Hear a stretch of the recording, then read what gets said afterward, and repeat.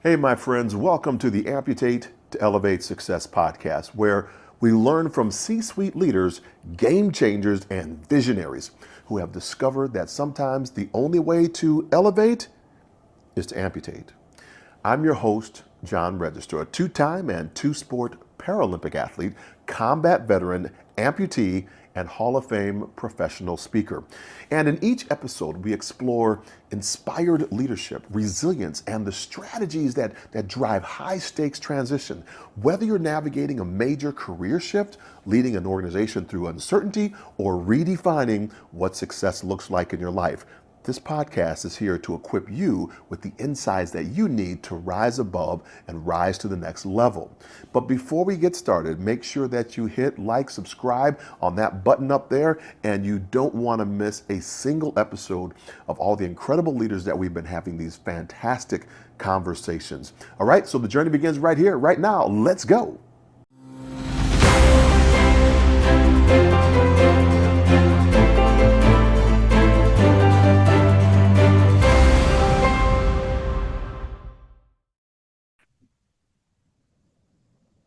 I told you we're back right now. Tiffany, I can't believe we have her on. I saw her in Paris, and today we welcome to the tenacious, trailblazing Tiffany an unstoppable advocate for authenticity and accessibility, a champion for change, a master of meaningful conversations. Tiffany is the co-founder is the founder of Diversibility, a dynamic platform dismantling disability stigma and redefining what it means to empower individuals and embrace inclusion. A brilliant beacon of boldness, she has dedicated her life to amplifying voices, addressing ableism, and building bridges of understanding through her thought-provoking writing, impactful speaking, and relentless advocacy. Tiffany continues to transform perceptions, inspire innovation, and lead us toward a world where everyone belongs. Prepare to be captivated by her charisma and challenge to rethink the narratives that we hold. Let's give a warm, rousing welcome to the one, the only Tiffany Yu. Woo! This is where the virtual claps come in. That's Thank you so right. much for having me. Is this where I share my visual description? Absolutely. Yes. So grateful to be here and to be a guest on the show. I'm going to provide a brief visual description. This is something that we do for access for people who are blind or low vision, or in case you may be listening to the audio only version of this, it helps provide just some context as to who's speaking. So my visual description, again, my name is Tiffany Yu. My pronouns are she, her. I'm a Taiwanese American woman with long black hair, wearing a green top, and I'm joining you from my apartment in Los Angeles. And I am John Register, and I have a nice silver beard. I'm wearing glasses. I'm an African American male. I'm in my house in Colorado Springs, Colorado. There's some nice faux plants behind me and some candle holders in a picture. Thank you so much for being on, Tiffany. So So my excited first to be here. question, first question is, what have you had to amputate in order to elevate to your excellence or your success? This is such a good question. The first thing that came to mind was amputating imposter syndrome, amputating the idea that my voice didn't matter. And I think that by staying true to a mission that's much bigger than feeling self-conscious on a certain day allowed me to expand and reach more audiences. When you say that, you were, your self-consciousness and, in your identity, that's really sparked a whole career for you. Could you think about, what's the on the excellence side? How's that actually moved you into the person that you are today? Hmm. You know, so to provide a little bit of context for your listeners, so part Sure. of why I care so much about my work is lived experience. At the age of 9, I was involved in a car accident where my dad was driving. He unfortunately passed away, and I acquired a handful of injuries and disabilities, including permanently paralyzing then my dominant arm, breaking a couple bones in one of my legs that would leave me as a temporary wheelchair user for about 4 months. and much later being diagnosed with post-traumatic stress disorder, which is a mental health disability. And I share all of that because as the daughter of Asian immigrants, for the first 10 plus years after the car accident, I felt so much shame, whether you call it internalized shame or internalized ableism, around many aspects of this car accident. In certain Asian cultural, in certain Asian cultural contexts, anything that might be seen as shameful, such as a traumatic car accident, someone in your immediate family passing away, or even having an apparent visible disability, we're all seen as somewhere in your familial lineage there was some bad luck, and so you have the reason why all of this happened is due to that bad luck, and in order not to spread this bad luck onto other people, don't share these parts of your story. So part of why I shared all of that context here is I think part of who I am now is honoring those 10 plus years of Tiffany essentially operating as a shell of herself. She couldn't sit in her authenticity because whether it was out of respect for the family, the collective, I actually told a lot of not told a lot of, but didn't tell anyone about the car accident. I told people my dad was away on a trip. A lot of people assumed that my injury was from birth. And I'm even hearing from friends that I had in elementary school or middle school or high school, some of them had no idea about my arm, right? And so I feel like that I don't know. I think about this quote a lot from Francis Weller, and he says, the work of the mature person is to carry grief in one hand and gratitude in the other, and to be stretched large by them. How much sorrow can I hold? That's how much gratitude I can give. And I bring that up because I think about the kind of like dichotomies of sitting in grief or sitting in silence or suffering for that period of time and thinking that that was the only place I could be versus now being very loud and proud about all aspects of my identity. So a long-winded answer to say I remember what it was like to be on the other side of that and who I am. And I would be remiss if I didn't acknowledge that that was a core part of my story of who I then became to be. I find that fascinating. And there's these origin stories all over the place, and even within mine, of why was I thinking certain things when I had my amputation? Why was it that I was thinking of myself as less than now before I had the amputation? I didn't know about disability. I didn't, even though I had sprained my ankle, had used a wheelchair, it was never computing in my mind that that was a piece of the disability community. And I found that, as I went on further, kind of as you turn the page, get to the other side, that there were in this revision, which I talk about, that you have these three elements of you're formulating a new vision, but it's very hard to hurdle into that new vision because of these opposing forces that hold us back. One or other people. You said, in the Taiwanese community, in the Asian community, it's bad luck. So that's that one thing that's holding it back. I think also for us in society holds us back as well. So we see, why was I negative on myself for a person with living with an amputation? Maybe because I saw Captain Hook in the movie Peter Pan. And Peter Pan, he's an above the wrist amputee, and he's the villain. He's dark. He's mysterious. He's scaring the Lost Boys in this movie. And now I'm associating that negativity with myself, but I'm not. I don't feel like I'm that negative. I don't feel, and so I'm having this press. And every Halloween, I'm reminded by everybody that comes to my door of the those that have mental health disabilities, the Joker, the Penguin, Hannibal Lecter, all these folks that we go pay our money to see, and then we can't have a healthcare conversation Hmm. because we have terrorized ourselves with that negativity. When you look at this and the work that you're doing, and I want to get into your book pretty soon here, which is the Anti-Ableist Manifesto. Yes, I have mine too. It's a great book. I highly recommend reading this book. Um, in your work, when you look at executives, when you see CEOs, that and all of us who have been in this incubator of looking at disability, there's some things that you say that I think are relevant to help people expand beyond where they are. And I think one of the first ones I was looking at is providing some context around even the word disability. How do you define it? How is it defined in Webster's? How are you defining it? And how do you take back power from the negativity of the word? Yeah. And this is chapter one of the book, which is disability is not a bad word. And if you look it up in the dictionary, it will say something along the lines of like an impairment that significantly, or it'll say a medical condition that significantly impairs someone's life activities.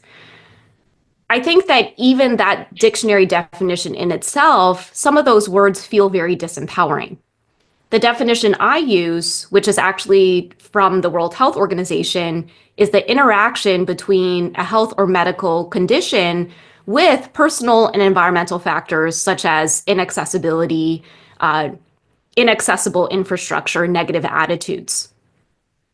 More broadly, though, if I want to adjust Merriam-Webster's dictionary definition, I would say that for me, a disability is a health or medical condition that impacts how you navigate the world. Um, I think in those words, there's no negative value judgment there. And, a lot of times people will come to me and they'll say, hey, I feel really uncomfortable with the word disability. And I feel like part of that is beyond the semantics or the origins of the word, and it's the ways that we as a society have attributed negativity to it. Um, whether there's that you see a meme that says the only disability in life is a bad attitude. And in response to that, I say no amount of smiling at stairs will turn it into an elevator, right? Saying like I'm having a great day isn't going to magically have captions appear on a screen for someone who is deaf or hard of hearing. In addition to that, our rights are enshrined through this word disability. It's called the Americans with Disabilities Act for a reason, and it's turning 35 this year, right? It's a big milestone year for this landmark piece of legislation. So all of that to say, I think there was a certain period of time, maybe right around the time that the Americans with Disabilities Act was passed in the 1990s, and maybe you have more context around this as well, where there was so much discomfort around the word disability that we started using other words instead, like unique abilities or differently abled or even special needs. But nothing about having access or accommodations is special. It just enables us to do our job, right? And one of the things, in talking to a corporate audience, one of the things that I talk about with access and accommodations is really they're just there to promote equity. They're saying, even at a baseline example, hey, if you want to read Tiffany's book, you can read it in print, audio, or ebook, right? You have all these different ways to engage with this piece of work that, depending on how you learn best and how you prefer to read books, you have different ways to do that, right? That's how I think about disability. To me, again, is there are over 1 billion of us who live with bodies and or minds that operate a little bit differently. And I have a hard time believing that over 1 billion of us need to be fixed or are broken or are less than. So how can we adjust the attitudes and the infrastructure to help support all of the different ways that our bodies and our minds work? Yeah. I was boarding a flight and I went on with the uh, I get to get on first pass with Southwest Airlines, so that's because I want to get my seat, and so I had my pants on, and somebody said, "Oh, what's wrong with you?" And I said, "Nothing." Right? There's nothing wrong with me. I do happen to have an artificial leg, which requires me to have a seat that I can sit a certain way by the window, and I like to get on to get to that seat since it's open seating on this airline. And I find that that stigma is always present. It just seems to be there, where we think that there's something wrong with somebody instead of just embracing them for who they are, how they show up. And what's fascinating to me is when I first got into this business of quote unquote disability, it was in 2007 when I had founded the Paralympic Military Sport Program. And I won an award for building this program through the American Association for People with Disabilities, the Paul G. Hearn Leadership Award. And I had no idea who Paul Hearn was. I had no idea about this award and this entire community. And I was trusted by like Tony Coelho, one of the ones that wrote the act, and Judith Heumann, and they just pulled me under their arm. She's the mother of the independent living movement, for those that do not know, just passed away 2 years ago, and really began pouring into me because I found it fascinating that I was on one side as an athlete that was trying to make the Olympic team, and now this athlete that was on a Paralympic team. There was this dichotomy that was going on that I just was not getting. I didn't understand why people in the disability community weren't embracing the athletes who were kind of doing the things that they wanted to do, or the athletes who didn't want to identify as a person with a disability. And these two worlds kept colliding, and they really helped me understand that. In your work, how have you seen the advancement of the people with disabilities in the entire movement? Because there are those that still, they um, uh, they align with the word disability, and those that want to distance themselves with the word disability. How have you been able to marriage or make that bridge connect? Yes, such a good question. I think one thing I'll also mention with your work with the Paralympic movement is one of the things that I'm learning is that the Paralympics are a time when disability is really celebrated.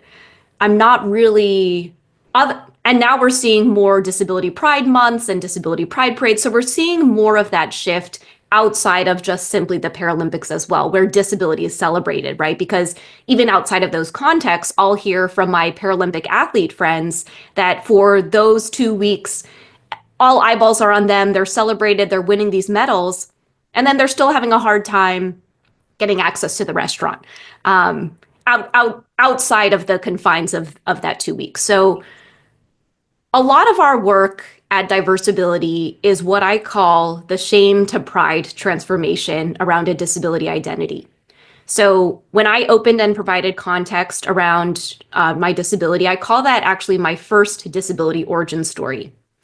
I do believe that some of us in the disability community have a second disability origin story, and that is a defining moment or even a long period of time where a disabled person decides to take pride, ownership, and even at a baseline level, acceptance of a disability identity, saying, hey, I acknowledge that my ADHD impacts the way that my mind works.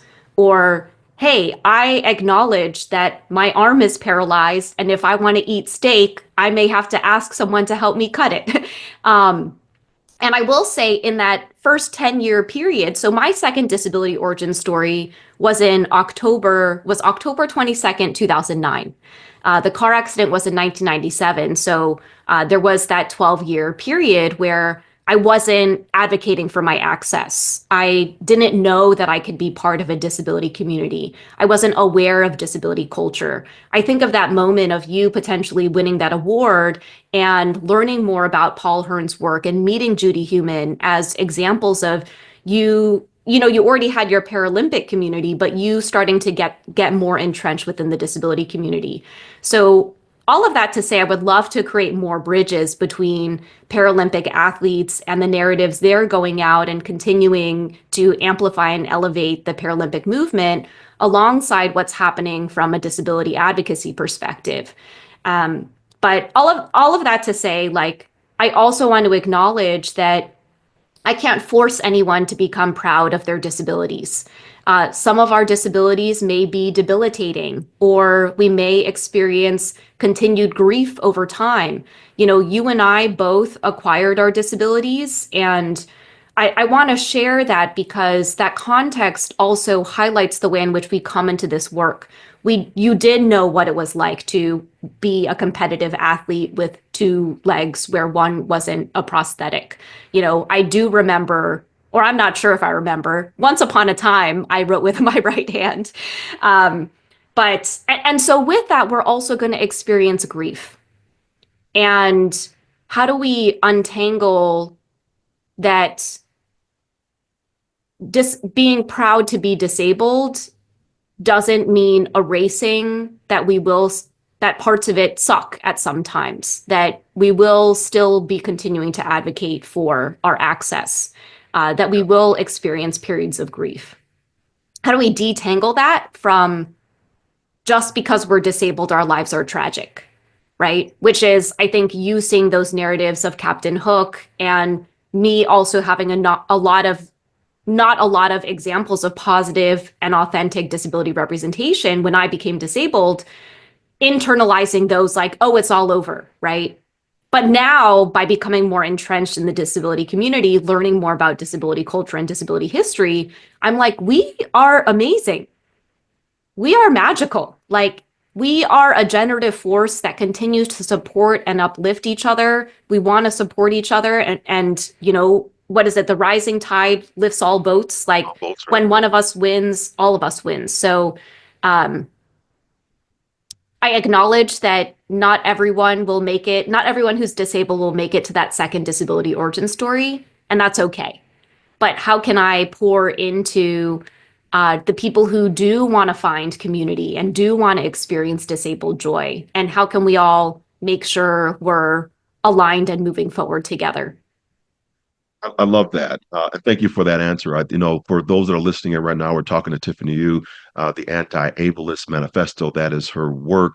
It's a brilliant read. Please go out and pick it up. She is a TED Talk speaker. Has been on the main stage at TED and has really elevated so many lives. So continue just to follow her. One of the things when you were sharing, I'm always writing notes because you're dropping such gems here, where the worlds, I believe, converge. I thought about this a lot with the person who is congenital and the person who is has acquired a disability usually comes around employment when you can't have access to something. And so we saw a lot of I'll backtrack a little bit.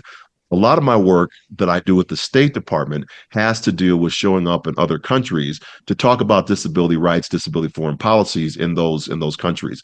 And what I find is those athletes that are going to the Paralympic Games, those that do have disabilities that go to the Paralympic Games, they are celebrated, they're honored, they're raised up on pedestals for those 2 weeks, like you said. But then when they go home, they don't have access to jobs. And then that's when the grief comes in. How can I be celebrated over here, but I don't have access to healthcare? I don't have access to the things that I see my Olympic counterparts having, and that permeates into the society itself. Even what I was horrified because I was there in a capacity. If I could get them, I thought to the third level. So you have two levels. I have three levels. But my third level was getting a group to go to after seeing the Paralympic Games, saying, wow, that's amazing. They're superhuman. No, we're not. And then getting to the point of, okay, well, now what's my responsibility now that I've seen this amazing thing, right? So it's the first level is what am I looking at?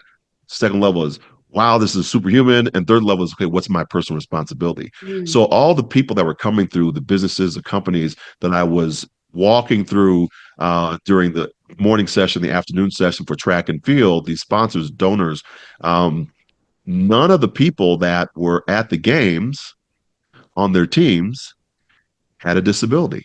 No one was in a uh, decision making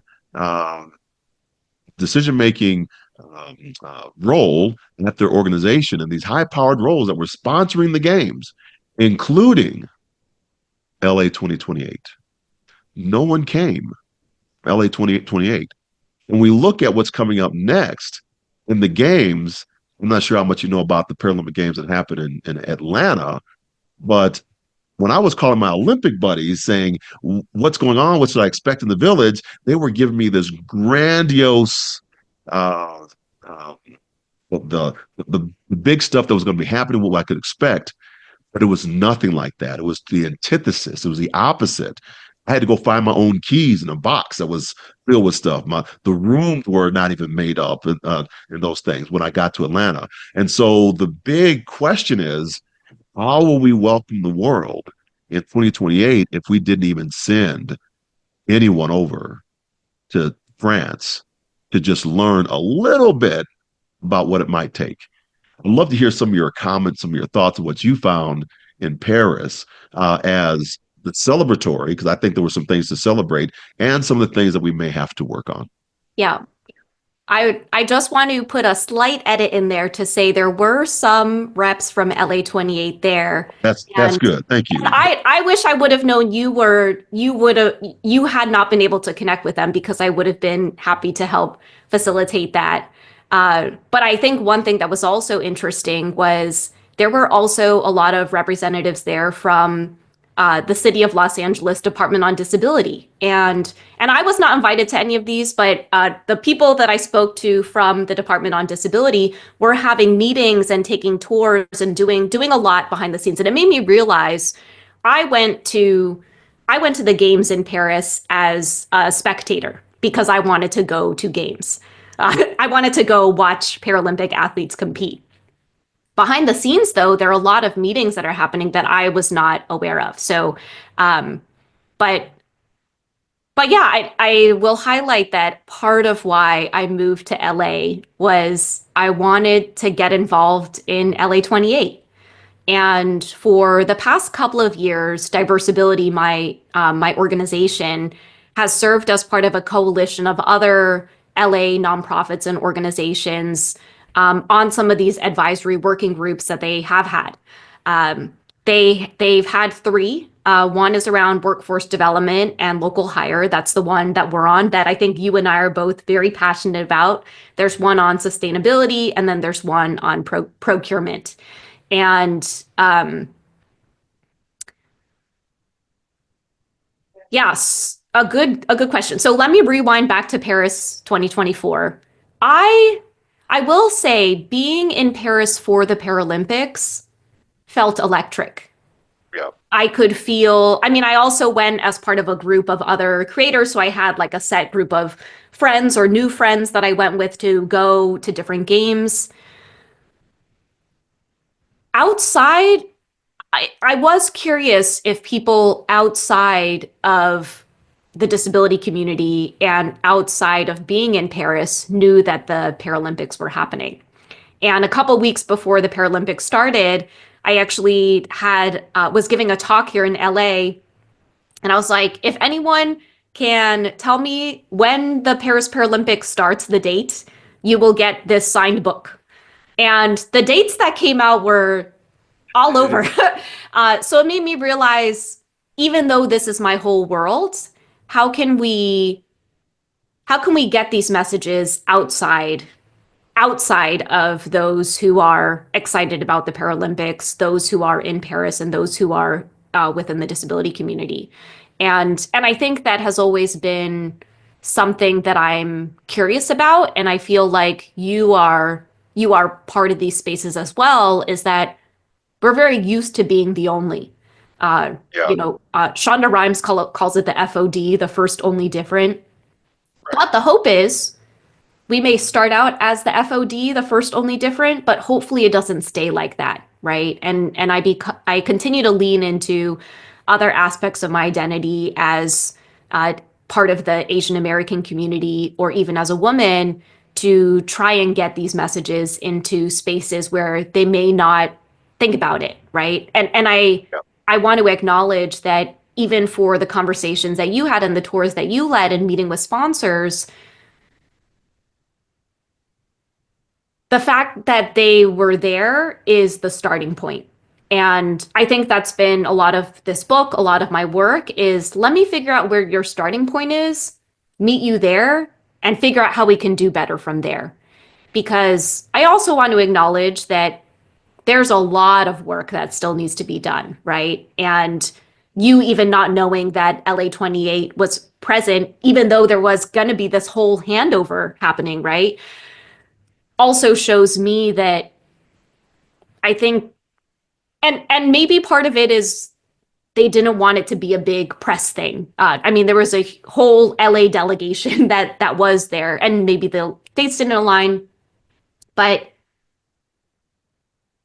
yeah, I think it's how can we acknowledge and celebrate the wins and have those people become our biggest allies in the spaces that we don't yet have access to?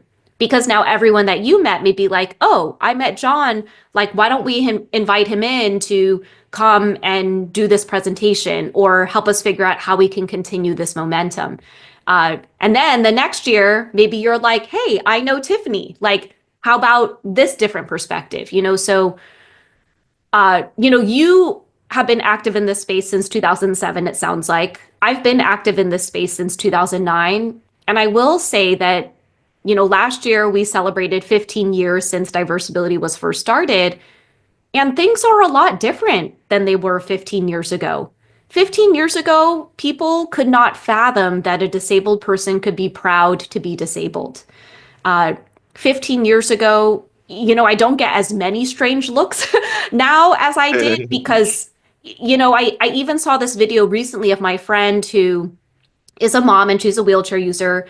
And she took her daughter to Build-A-Bear to go build a bear, I don't know, for her birthday or something. And her daughter's going through and picking the outfit for the bear. And one of the things you could pick for the bear was a wheelchair. So then she put her princess Build-A-Bear into her wheelchair. And it was like, that's my mom, and I just thought that I'm seeing more of that happen now Yeah. too, where it's not Captain Hook. It's your mom in bear form who has a cute outfit, um, so yeah, again, as you can tell, I love telling stories and I find myself on different branches, but I I'm so grateful I got to be in Paris. I'm so grateful we got to meet in person.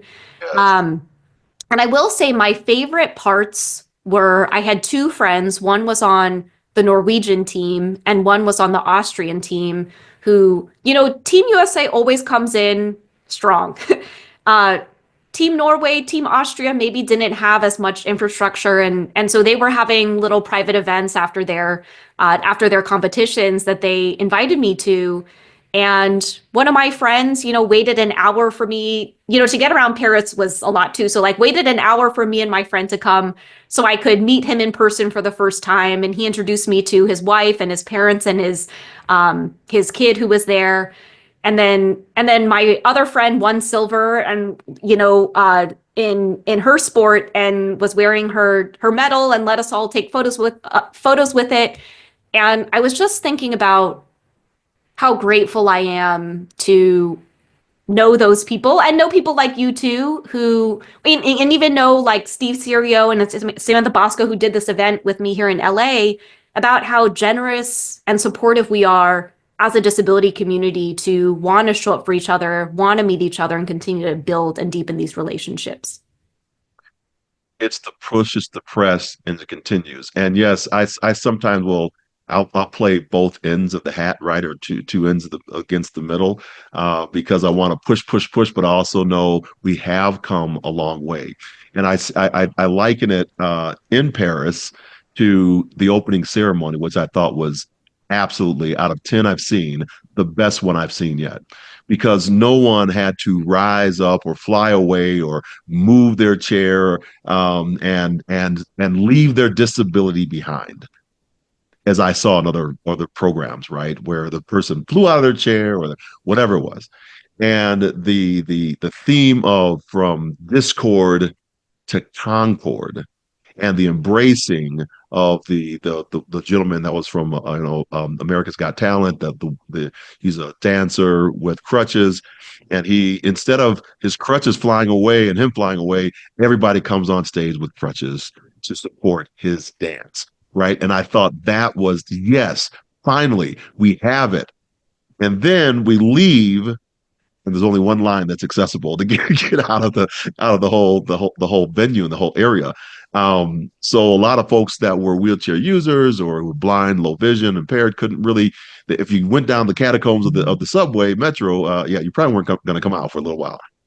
So there's a long way to go, but we have to do celebrate, as you said, those milestones that we have an event that's there that is different than the Olympics that does celebrate people's abilities. And you talked a little bit about intersectionality, and that's what I want to go to next for just a few seconds here, and bringing this to kind of some high stakes transition for executives. So, how can leaders really incorporate an intersectionality approach to disability representation within inside of their organizations to foster inclusivity and drive meaningful change? Ooh, I will. So I didn't mention this. So my background is actually in financial services. I used to work at Goldman Sachs, did internships at UBS, Merrill Lynch when it was still around, uh, and Bloomberg, Revolt. And while I was at those places, there was a lot of power in employee resource groups. So even if there wasn't an employee resource group yet, I knew that I could join a women's resource group or an Asian employee resource group. And Goldman did have a disability employee resource group, and I actually got to pitch the creation of the co-founding of Bloomberg's disability employee resource group, which is now over 10 years old. I can't believe it was that long ago that I worked there. But I share that because all of the resources that I think I was able to lean into while I was working in those spaces were through the AAPI employee resource group or the women's employee resource group, and especially working in financial services where women were also underrepresented. I found a lot of mentors and sponsors and people who said my name behind closed doors who advocated for my capabilities. And Judy Human was actually the one who called me in when we were speaking on a panel together, and I said, "Don't look at my disability, look at my abilities." And she goes, "Tiffany, it's actually look at my disabilities and my capabilities. Like we don't need to erase one in order to have the other." And I was like, "Ooh, when Judy Human says it, now it's with me." So I think for companies, and I talk a lot about this in the book. There is research out there now that shares that if you champion disability employment and disability inclusion, you will be more profitable. I want to acknowledge we're still existing in capitalism. And if that's what's going to drive you, like we are well past the moral imperative or the moral reasoning or this is the right thing to do. Or It's should be.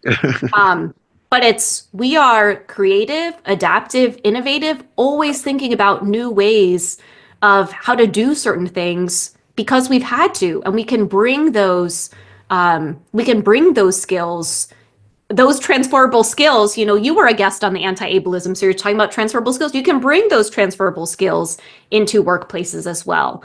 And so I think really it comes down to we need, because someone asked me, who is it within the company that really champions this? And I say, and it needs to be everyone, because they're like, does it need to be top down or bottom up? When you have leadership, and I do mention this in the book, when I was working at Goldman Sachs, whatever you think about the company, both the CEO and the president at the time had disclosed disabilities or had disabilities that had been mentioned in the press or they had talked about before. And when I was thinking about, as a junior or senior in college where I wanted to work, I think to see at that level of leadership, the president of this Wall Street company talking about disability and how they've had to navigate or you know, uh, the different things that they had to do in order to be successful or finding a role within that company that worked best for them, it made me realize, hey, maybe this is a place that I can be that is going to be supportive of me doing work in the way that I need to. And so, yeah, I will also acknowledge that in my last year at Goldman, I was a recruiter. So I had a good enough of an experience working in investment banking there that I wanted to not only increase the disability representation in that role, but also, as a woman and as an Asian person, increasing that representation too. When you, uh, there's several things that are going on in my head right now, and I'm trying to organize them, these thoughts, because you said you dropped so many jewels.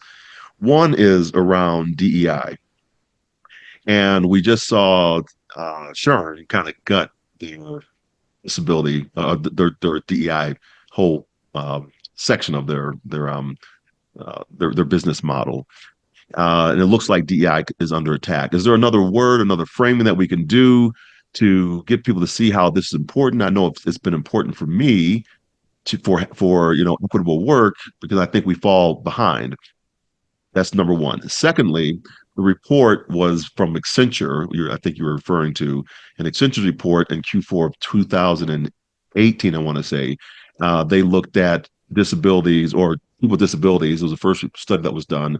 And I'll be very crass with this for the listening audience out there, that if you have company A and company B, company A hires, retains, and promotes people with disabilities in the workplace, company B does not. Company A actually outperforms company B 2-to-1 to shareholder returns. That caused a whole lot of stuff on Wall Street to happen. So I won't go all the way into that. And then third, would love to talk a little bit more in your book, but also on LA 2028. I was one of the athletes that was there advocating for LA to have that bid there. So I'm always interested in going back and sharing the context around how to make those happen. So going back to DEI, the DEI question, we'd love to get some of your thoughts on how you're shifting or are you shifting in this moment. When I started working, I think DEI had a different name. Maybe it was D and I. Actually, I don't even remember. It was just And D. or just D. And I share that not as a joke, but I think two things come to mind. One is a quote that really inspires my work is from someone named Dr. Robert Bullard, and he is well known in the environmental justice movement. And he says, "The fight for justice is a marathon relay." And I'm not sure about you, but I'm tired. Uh, but when I heard that quote, I said, "Ooh, a marathon relay is long, and the baton gets handed over, generation to generation." And my interpretation of that quote is that we will never stop fighting, but it's just going to look different. I think about when I started this work, social media wasn't even a thing. And when social media wasn't a thing, it meant it was harder for disabled people to find each other. And I actually feel like part of the way that ableism continues to get more power and make us think that we don't matter is by intentionally making us think that we are isolated and alone. Uh, there are structural things that make us feel excluded, of course, but with social media coming, now we were finding each other a lot quicker, realizing we're not alone, showing up in solidarity, building coalitions, and doing stuff. Because none of this exists in a vacuum. It's not the John show, it's not the Tiffany show, it's all of us in community with each other. So I share that quote to say, I don't think, yes, the optics of it may look like it's being under attack, but for people who are entrenched in this work, it is not going away. It just may look a little different. The second thing that comes to mind is as disabled people, again, I, I want to believe that we are masters of the pivot. Because when I said pivot, the thing that came to mind was that Friends scene where Ross is trying to carry the couch up into their apartment, but a different kind of pivot in that we have had to be, again, creative, adaptive, and innovative because we've been forced to. We're trying to navigate a world that wasn't built for us. And I share that to say, when at the start of the pandemic in 2020, I think I felt the doom and gloom like many of us did about diversibility. We were an events-based business. We were hosting events in all these different cities. I was traveling to different conferences. And now when that shut down, But it didn't shut down, it pivoted, right? It became virtual. It meant that now I could do a talk for people in the UK. Maybe I'd wake up at 5 a.m., but but I was still doing it, right? And the introduction of remote work also meant that a lot of disabled people could work in workspaces that made them work best. So I think about the way that we were able to adjust so quickly. I call it like the pandemic lens and make things more accessible so that, again, I guess from a capitalism productivity perspective, so we could all work, opened up pathways so that more people were able to work as well, opened up more opportunity. So I look at that in response to this question on attack on DEI.